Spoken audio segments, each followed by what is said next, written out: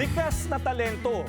Meron po akong Facebook page, nandun din mga videos ko, mag-viral din. Sa TikTok, nag-post po ako ng sayaw, ng biyahe, tapos dun na po nag-boom. Inspirasyon sa marami.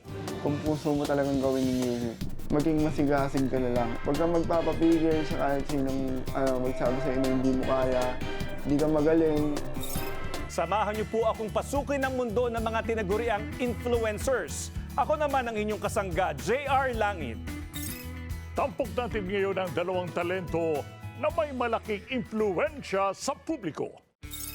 Ang isa ay kilala sa mundo sa rap music na si Righteous One. Samantalang isa naman ay kilala sa pagsasayaw itong si Cody. Matapos sa mahigit na 3 taon, ang dating normal na estudyante ay kilala sa maraming panig ng bansa, lalo na sa kanilang bayan at lalawigan. Señor oficial, no sabe lo que intervino. Ven papi, ven que te tengo una cosita. Ya le di cariño pa' que te suavecita. Para fruta pa' yo no quiero dinero. Eu já te... Tubong si Rawai, Zamboanga del Norte si Cody. Nasa high school nang maging hilig niya ang paggawa ng videos habang siya ay nagsasayaw. Nagsimula po ako noong 2018. Bale, mahilig po talaga ako manood and maggawa ng mga videos kasi naboboard ako. Tapos yun, nung nag-pandemic, yun parang wala nang ginagawa kasi nasa bahay. Nag-start din ako gumagawa ng mga meme dati sa Facebook, ganun. Sa Facebook muna, tapos hanggang nag-viral ko sa TikTok. Doon ako nagpo-post. Who's on the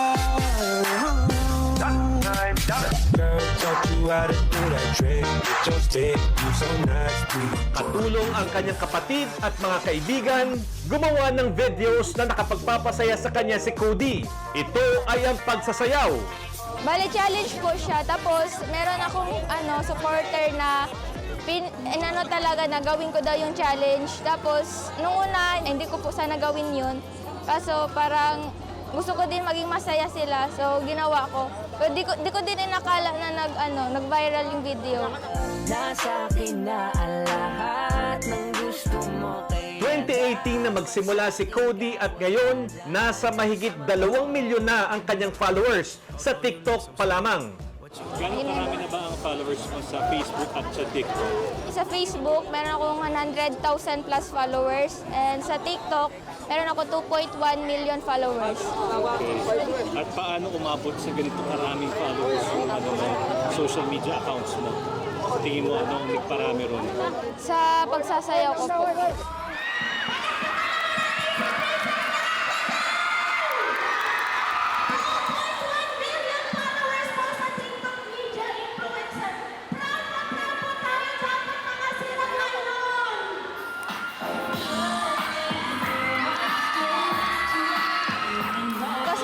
Parang sample, lumalabas lang ako ng bahay, parang normal lang po. Tapos ngayon parang maraming nakakilala sa akin.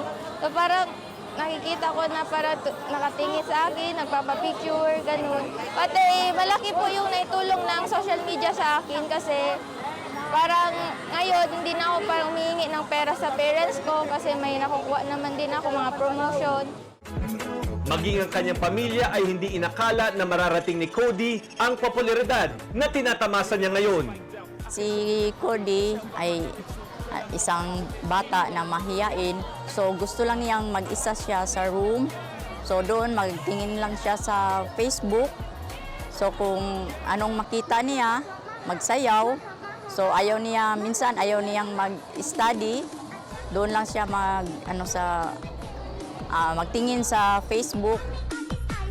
Kaya naman umaasa si Cody na sa pamamagitan niya ay mas maraming kabataan na may talento ang mahihikayat na i-share sa publiko ang kanilang angking galing.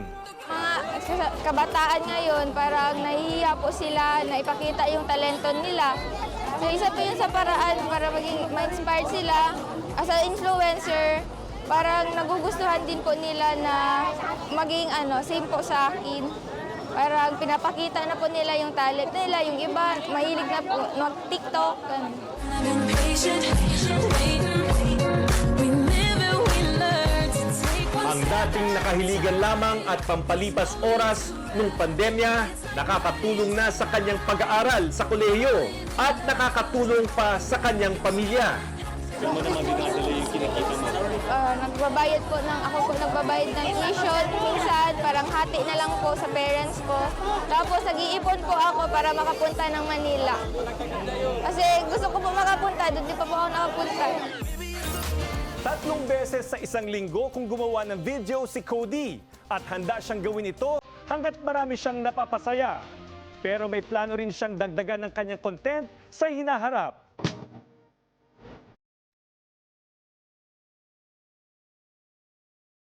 Gusto ko lang po mapasaya yung mga supporters ko. Yan, ginagawa ko po yun. Pati gusto din nila nakikita na sumasaya ko palagi, magpo-post ako palagi.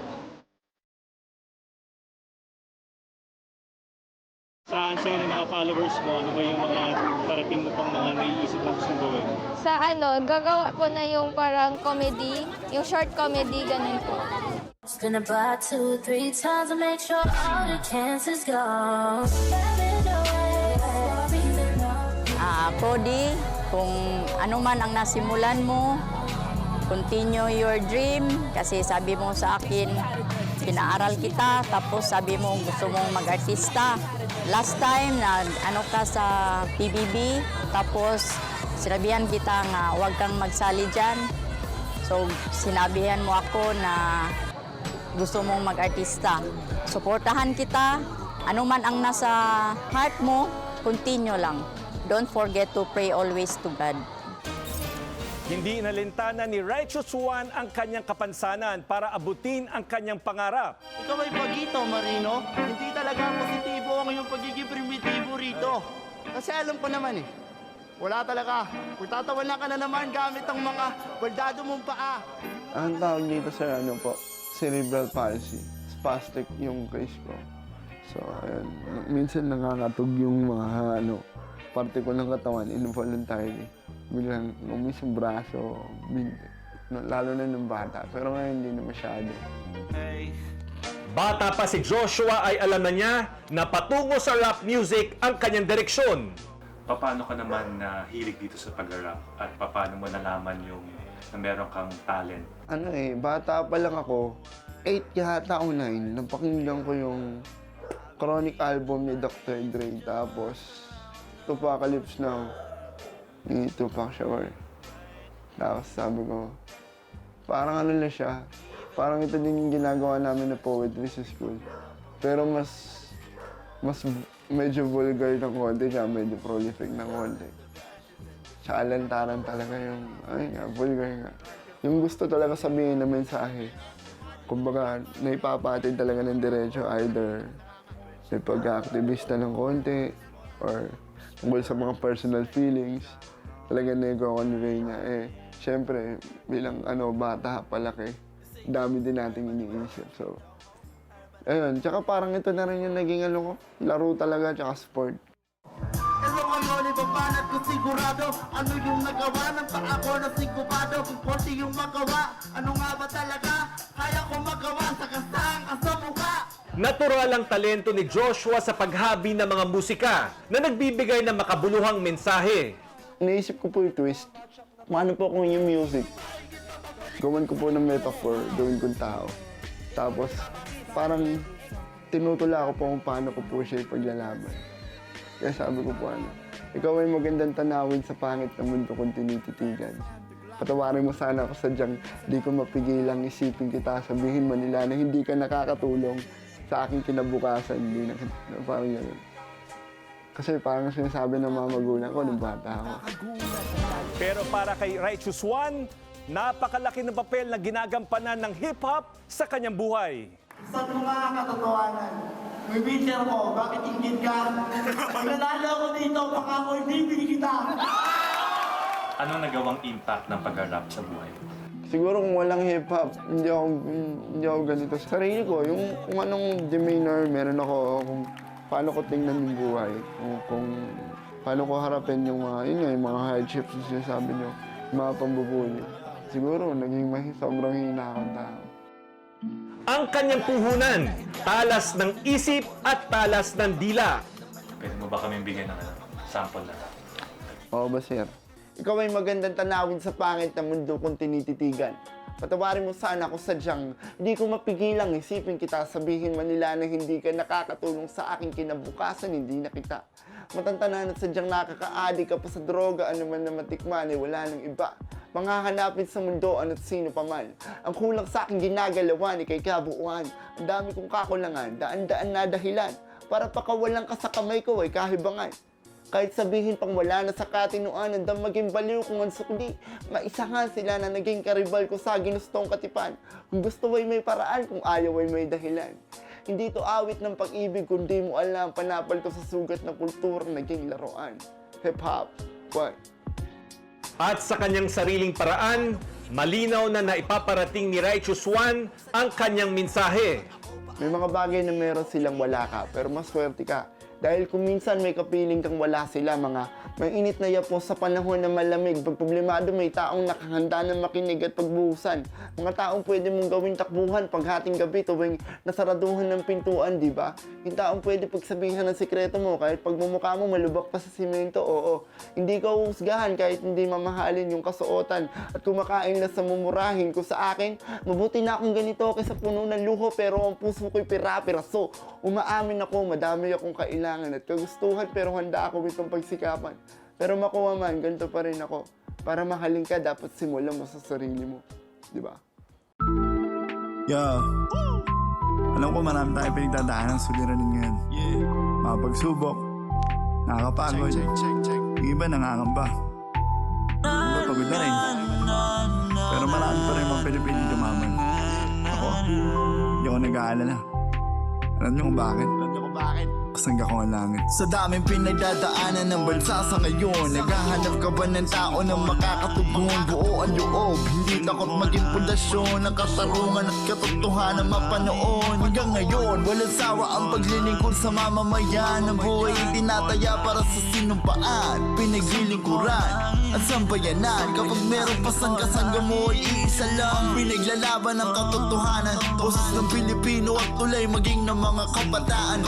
Nagmula sa tundo, galing man sa wala, pero hindi nahadlangan na marinig ng bansa. At sa labas nito, hindi rin matinag, kahit ilang ulit na rin na namiligrot mabidag. Para sa mga kababayan, isa lang ang sigurado, mula radyo hanggang sa Senado. Kasangga mo ang langit, subok na ng maraming taon. Pag kailangan mo, handang tumugon. Pag nadihado ka, huwag kang mangamba.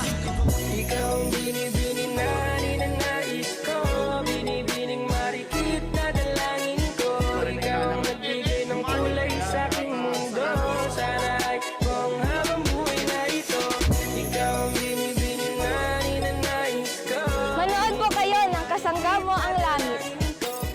Hindi hadlang ang edad, kapansanan o kahit anong estado sa buhay para umangat at maging matagumpay sa buhay. Higit sa kanilang sarili, malaki ang tulong ng mga artists at influencers para makabuo ng kumpiyansa sa kanilang sarili, ang kanilang mga manunood at sikaping maging bahagi rin sa publiko ang kanilang itinatagong talento. Sana mo na ibigin nyo is pang spesyal na pagtatanghal ang aming palatuntunan. Nakapaghatid ng kakaibang aral at leksyon sa buhay. Hanggang sa muli sa kalapari po ni Racer Langit, ito po si Paring Ray. At ako naman si JR Langit. Laging tandaan, Sa anumang laban, kasangga mo ang langit.